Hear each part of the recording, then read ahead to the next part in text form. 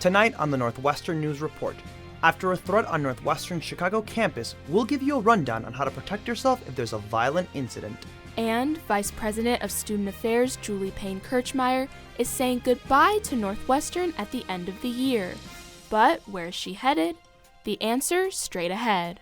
And Northwestern on ice. We'll meet the members of Northwestern's figure skating team who are dazzling audiences. Those stories and more tonight on the Northwestern News Report. It's your news right now.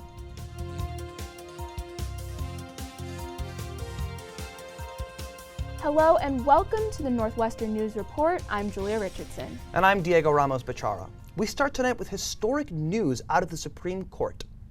A bombshell opinion obtained by Politico seems to suggest that the nation's highest court is poised to overturn Roe v. Wade and federal protections for abortion rights. The court confirmed in a statement Tuesday that the draft was authentic, but stressed the draft did not represent the final opinion of any member of the full court. NU College Democrats released a statement last night saying they are, quote, fighting the step backwards in our nation's history. The choice of the word fight is like, this has been a struggle for years. It was a struggle back before Roe. And you know, I think that this was not something that happened in a vacuum. It's not like this moment came last night and everyone, like, I think I would say personally that, like, I echo a lot of the sentiments a lot of people said. I am really disappointed and I'm angry. While NU College Republicans have not posted an official statement, their Vice President, Augustin Bayer, had this to say on the College Democrats' statement. Don't want to call anyone out personally, but I think that College Democrats have fallen into one of the misconceptions that people often have about Roe v. Wade, which is that Roe v. Wade doesn't actually make abortion legal in the United States. It just sets restrictions on the states. Overturning Roe v. Wade will allow states to make their own decisions regarding abortion law, and 13 states have trigger bans that will almost immediately make most abortions illegal should Roe v. Wade be overturned. Now turning closer to home, Northwestern's Chicago campus locked down yesterday after a suspect in a traffic stop fled onto the downtown campus. Chicago police apprehended the suspect in the basement of Feinberg School of Medicine's Ward building. The Northwestern community alerted this through text and email, being told that at approximately 1:30 p.m., Chicago police attempted to make a traffic stop in the area of Lakeshore Drive and Chicago Avenue. The suspect fled the vehicle and was last seen in the Morton Medical Research Building on the Chicago campus. Just over 20 minutes later, the final alert notifying recipients the suspect was taken into custody and the active threat has ended. The notification of all this coming via text and email from Northwestern with the specific phrase, run, hide, fight. Andrew Rowan gives us a rundown on the phrase. Hi guys, yeah, the text of the alert had the phrase run, hide, fight. Those words are in reference to a safety protocol Northwestern launched in 2018 to explain how to respond in the event of a violent incident on campus. So let's talk through each of these. The first is run. If it's safe to get away from a situation, Northwestern says don't wait until someone else tells you to act. When it's safe, call 911 and tell the dispatcher your exact location. But if you can't run, you should hide. Lock or barricade the doors, shut off the lights, and keep your voice quiet. Northwestern says to avoid huddling with others because it makes for an easy target. But if hiding and running are not options, fight. This should be a last resort option, and Northwestern says you need to assume a survival mindset and find objects to use as a weapon, like a fire extinguisher or a chair. Develop a plan to take out the threat with whoever else you are with. And if you want more information, Northwestern has an 8-minute video that's posted online. It illustrates how this phrase should play out in a pretty real-life video. So while Monday's alert was alarming for many, it is an important reminder to be aware of your surroundings and know what to do in the event of an incident. Andrew Rowan, Northwestern News Network. Last week, Julie Payne Kirchmeier, the Vice President for Student Affairs, announced she is leaving Northwestern University to become the Vice President of Student Success at Indiana University. Ellie Skelly joins us now live outside of the Rebecca Crown Plaza, where Payne Kirchmeier has her office. Ellie, what does this mean for the university? Can you hear me? Hey Diego. So Payne Kirchmeier has been at Northwestern for the past 10 years. In her time here, she has served in a variety of roles within the Student Affairs Office. She started out as an assistant vice president for auxiliary services and was the interim vice president before her official appointment in 2020. And last year, she served as board chair for the National Association of Student Personal Administrators, an organization for student affairs administrators in higher education. In a statement to Northwestern, Payne Kirschmeyer said, "While it is extraordinarily hard to leave a place I love, I'm excited about the potential at Indiana University and having an impact on student success across a large university system." As Vice President for Student Affairs, she was responsible for managing a lot. That role oversees the operation of several departments, ranging from housing to dining to CAPS to fraternity and sorority life, just to name a few. You can see them all there on your screen. Payne Kirschmeyer will begin her position at Indiana University starting August 1st. A search for an interim vice president, as well as the new vice president for student affairs, will be forthcoming, said President Morton Shapiro. Outside of Rebecca Crown Plaza, Ellie Skelly, Northwestern News Network. Thanks, Ellie. The Evanston Public Library announcing that its executive director, Karen Danzig-Lyons, will be stepping down in mid-June. During the decade Danzig-Lyons has been with the library, it expanded its services, including lending technology like Wi-Fi hotspots to bridge the digital divide and offering digital programming in response to the pandemic. In a statement, Danzig-Lyons said, "Our biggest asset in this community is our talented, passionate community members, from our patrons to our partners, volunteers, donors, and especially our staff." The library board said it will name an interim director while a national search is conducted. The City of Evanston is looking for a new city manager. During a virtual town hall tonight, community members will meet the candidates and ask pre-submitted questions. Candidates competed in 2 rounds of interviews, and the City Council unanimously selected 2 finalists. Snapper Pooch is a program director for the Bloomberg Harvard City Leadership Initiative. John Fournier is the assistant city administrator of the City of Ann Arbor, Michigan. Following today's town hall on May 6th, a panel of community stakeholders, city staff, and the City Council will interview the candidates for a final round. Northwestern's Imagine You, a production company within the School of Communication, is partnering with the Evanston-Skokie District 65 to launch a community-based theater program, making theater more accessible to elementary school students. The program, Learn and Imagine Through Theater, will welcome approximately 8 third graders to Northwestern's campus next school year to see a play and engage in lesson plans created by NU students. Professor of Instruction and Artistic Director for Imagine You, Lynn Kelso, says in addition to allowing students to explore the arts, it gives them exposure to a college campus. To give a child the chance to imagine themselves going to a university is really something we should be offering.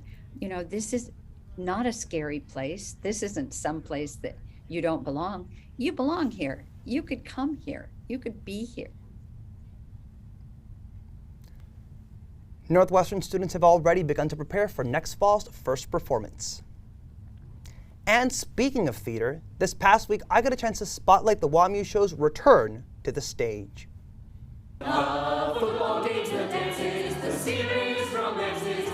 This annual and beloved Northwestern tradition back for its 91st performance this year. It's the largest student-written musical in the country. This past weekend, it returned to the stage, following 2 years of virtual performances due to the COVID-19 pandemic. For all juniors, this show marks the first time they are able to perform in person, making their mark on stage instead of online. And so for me, this isn't actually being back in Con Auditorium, it's just being in Con Auditorium. Being able to be here has been so phenomenal. Annual shows like WAMU have a strong alumni community, and showrunners depend on that community in order to help finance a proportion of the show. This year, the team was able to raise $15,430, surpassing their fundraising goal by over $400. Show writer Mitchell Huntley said the writing team was inspired by mystery and whodunit films like 2019's Knives Out and wanted to incorporate jazz music into the score. We had such a strong team, and collaborating with them was really important to getting something that sounded really amazing on stage. Joanna Mackenzie Miller, a Chicago theater actor and stage director who directed this year's WAMU, commended the students' work. And a remarkable feat of their talent and their focus. Bringing stage directions to life and turning sheet music into Broadway belts.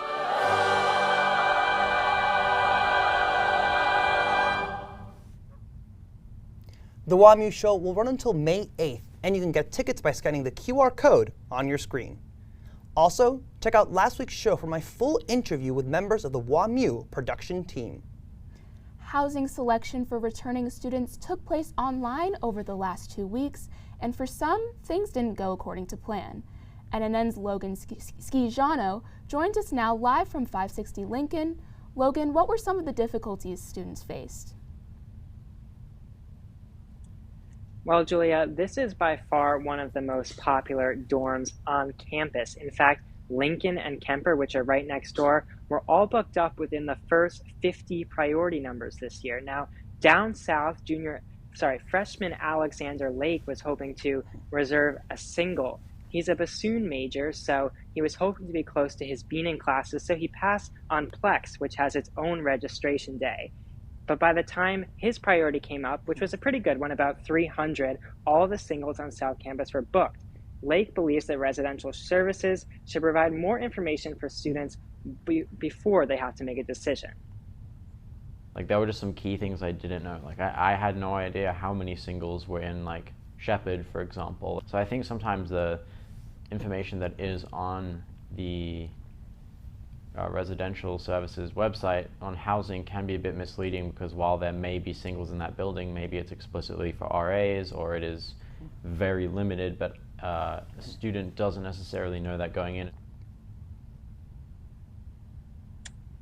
Now, we did reach out to residential services. They were not available for an on-camera interview, but they did get back to us in an email, and they said, quote, students can go on our website, which includes important dates for the process, instructions for navigating, and details about housing options and other information. So as you guys can see, a lot of people had high hopes going into this process, but didn't get what they wanted coming out.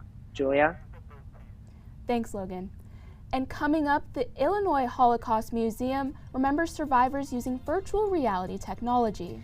And NU students celebrate the Hindu holiday Holi with colorful festivities in Deering Meadow.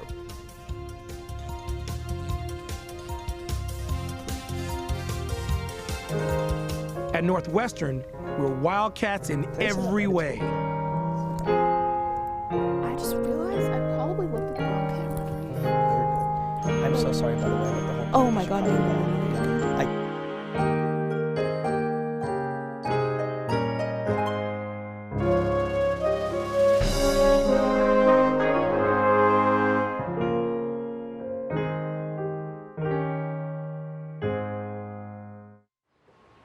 Go you Northwestern, Northwestern break right through that. With our colors flying, we will cheer you all the go. Go you Northwestern, fight for victory, sweet victory, spread for the fame of our fair name, and go Northwestern, win that game. Go Cats! During Yom HaShoah, people remembered the 6 million Jews killed during the Holocaust. Just west of Evanston, the Illinois Holocaust Museum welcomed visitors to commemorate the occasion by using virtual reality to keep the stories of Holocaust survivors alive even after they're gone. Megan Leibowitz visited the exhibit. When you put on the virtual reality headset, the Illinois Holocaust Museum dissolves.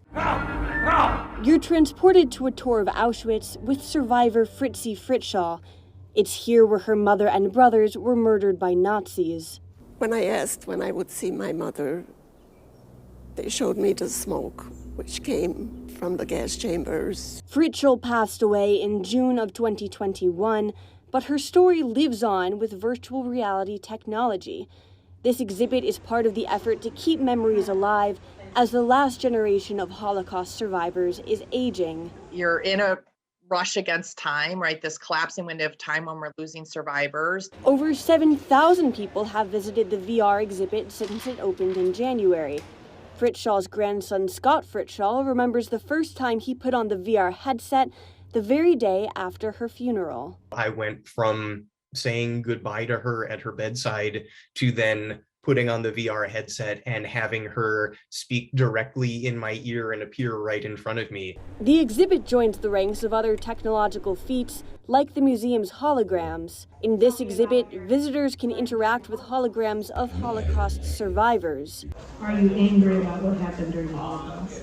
I made it a point not to be angry. Now survivors like Fritshaw pass on lessons for the living so that the world does not forget. In her life, you can actually make a difference. And in her death. Megan Leibowitz, Northwestern News Network. The museum is working now to produce 3 new VR films. Northwestern South Asian Students Association hosted a holy celebration last Saturday. Ali Skelly got colorful with the club in the festivities. Northwestern South Asian Students Alliance, or SASA, celebrated Holi on Saturday. Northwestern is my home away from home, so celebrating it with my friends over here feels really great. From students with close ties to their culture, And I'm originally from India, so this is a really special moment for me. to students with a little more distance. It's nice to have like a South Asian community on campus to just learn more about my culture. A celebration for all. Holi is kind of like making sure that students who have some type of connection to South Asian culture can feel represented, feel included on campus. Holi celebrates the beginning of spring. Those celebrating gather here on Deering Lawn for food, music, and of course to throw colorful dye. My favorite part is just everyone having a good time, I feel like, and like really letting loose. It's nice. Though SASA's celebration was cultural, organizers say they also recognized the holiday's Hindu background, in which Holi celebrates choosing the good in the world. It has a very lighthearted connotation with the event where people can, forgive and move forward and into the spring with a very open mind. We celebrate Holi as a triumph of good over evil. A time for colorful South Asian celebration. Ellie Skelly, Northwestern News Network. SASA will continue to offer South Asian celebrations like Pan Asian Fashion Show this Friday, providing students with a chance to connect with and celebrate their culture. K-pop has become an undeniable force in Asian culture in recent years. As NNN's Vicky Chung found out, the annual Korean American Student Association show is a testament to force. It's that time of year again. Dancing, singing, even martial arts. The Korean American Student Association's annual Casa Show celebrates Korean culture during its biggest event of the year. This year's theme, Casa's Inferno, is a reference to the hit Korean Netflix dating show Singles Inferno. And Casa's Inferno's flames promise to set the stage on fire, especially with the change from last year's virtual show to this year's live show. I think the difference is that we're gonna have like an actual physical audience this time around. We'll be able to vibe off of the audience's energy, and hopefully the audience will be able to vibe back as well. So expect to feel a lot of highs, sadnesses, and a lot of excitement overall. Behind the curtain is a lot of hard work as groups practice again and again to get ready for the big event. We made a lot of time in our schedules to meet together and practice outside of our normal rehearsals too. And we're gonna rehearse a lot for Tech Week that's upcoming for Casa Show. Normally we perform as a really big group because we're an a cappella group, but this time we're just doing a very small amount, so I feel like it can portray our voices a little bit more. What show performers think you'll enjoy most? That's a secret. Setting the stage for an incredible night. Vicky Chung, Northwestern News Network. Thanks, Vicky. This year's Casa Show will be taking place this Friday, May 6th at 7 p.m. in Nichols Concert Hall. We'll be right back. How prepared is your family if a tornado shows up at your doorstep, or a flood, or a hurricane? You can't just turn away a natural disaster. That's why it's important to go to ready.gov/plan now. It has the tools and tips you need to make an emergency plan with your family. So if disaster comes knocking, let's go. You'll be ready to help keep your family safe. It's just a pizza. Yes. Make a plan today.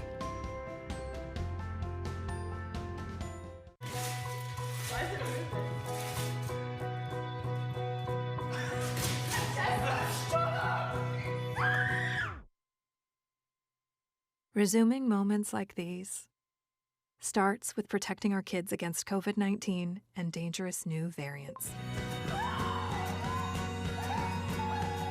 Get the latest facts by visiting getvaccineanswers.org and speaking to your pediatrician or healthcare provider.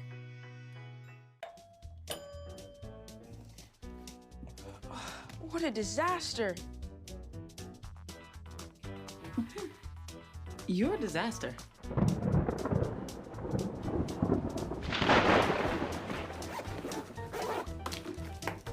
This is a disaster. You can't be ready for every little disaster, but you can prepare for a big one. Make an emergency plan today.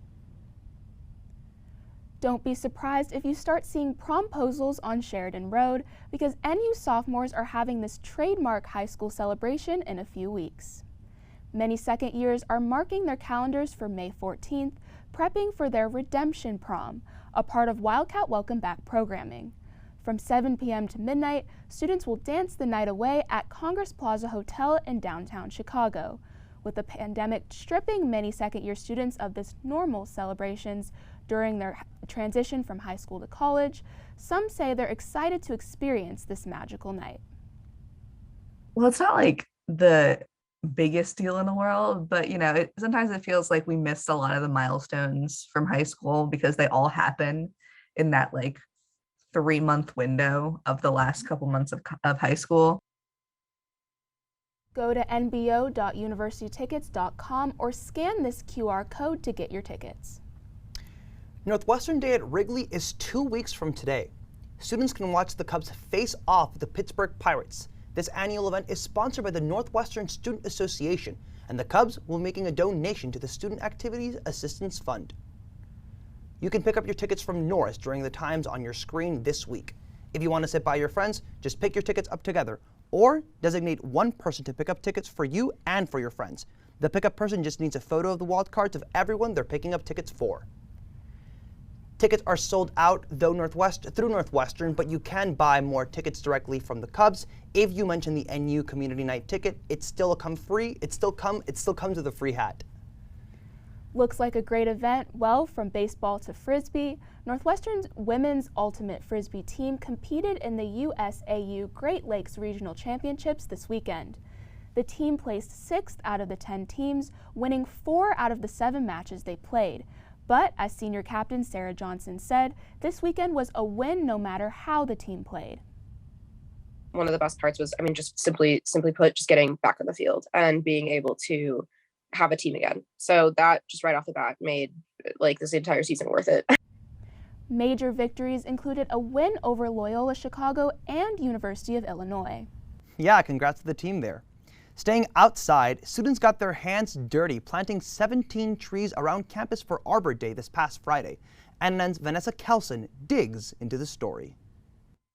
Northwestern's campus has an estimated 4,500 trees, with a total value of around $43 million. The trees add so much character and wealth and well-being to the campus. For the first time in 2 years, students celebrated Arbor Day on campus, planting. Right here is a white oak that we just planted. We planted some cornus moss, which is a dogwood, some witch hazels. And while the digging was tough for some, it didn't stump many. It's just a fun activity to do on this nice Friday. It feels good to have another tree in the ground. I love manual labor. I like digging. This tree was planted just about an hour ago. And it'll join the ranks of these larger oak trees here, which NU Landscaping tells me are around 150 years old.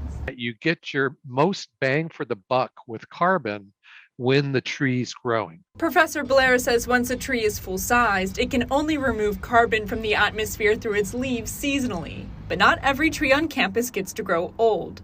Ziegelmeyer says frequent campus construction can be at the root of problems. Infrastructure is really detrimental to the trees because they're constantly digging for repairs and so forth. We've planted over the years some of the same spots we've planted, 5 or 6 times.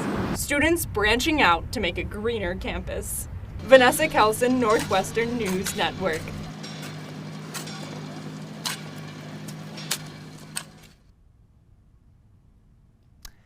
Thanks, Vanessa Kelson. Sustain NU is hosting another tree planting this weekend in downtown Evanston.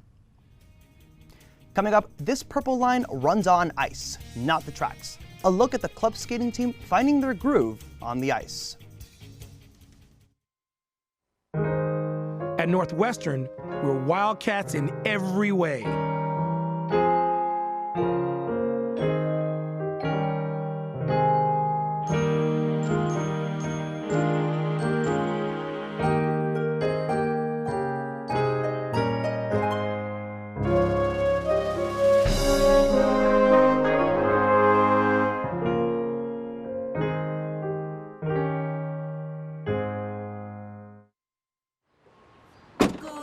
Northwestern break right through that.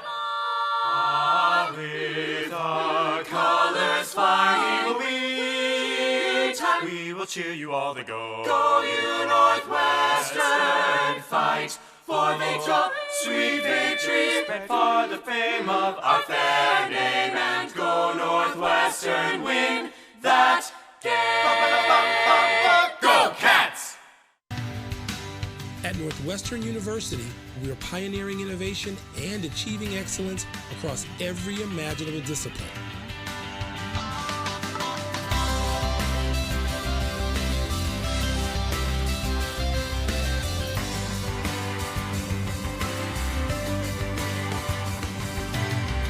At Northwestern University, the possibilities are endless.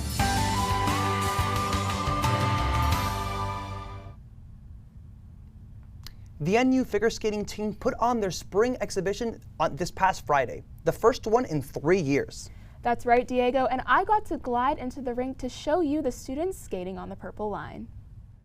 For many members of the Purple Line, skating gives them a home away from home. Most of us in our childhood spent more hours at the skating rink than we did at our schools or even sometimes at our houses. And being on the team gives them an opportunity to continue doing what they love. We all have our other academic and extracurricular priorities, but twice a week we all get to come together and skate together. And now, lacing up their skates to show their skills to the NU community. The spring exhibition, a spring quarter tradition happening for the first time since 2019. It's been a little bit of an adventure. A rare chance to show their friends what they're passionate about.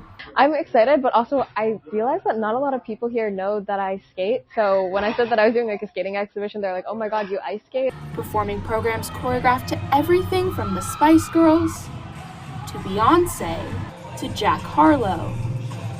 And cheering each other on every skate of the way, members say they are grateful for the community they've built. These are girls that I wouldn't have met otherwise. It's a very diverse set of people. 1, 2, 3, Purple Teamwork on ice. Julia Richardson, Northwestern News Network. Yeah, I think it's so great that they're competing again. You know, Julia, I actually went to the Robert Crown Center in fall quarter. I actually went ice skating with a few friends back there. It's a really, really cool place. Really? How did you do? Was it easy? I fell on my butt like 4 times, but honestly, it was a really, really great time. It's cool because you're actually able to go free with your wild card. It's a completely free event. So if you want to go ice skating, you totally can, free of charge with your ID. I will definitely be doing that soon. Yeah. That's all the time we have for tonight. I'm Julia Richardson. And I'm Diego Ramos Bechara. Thank you for watching, and good night.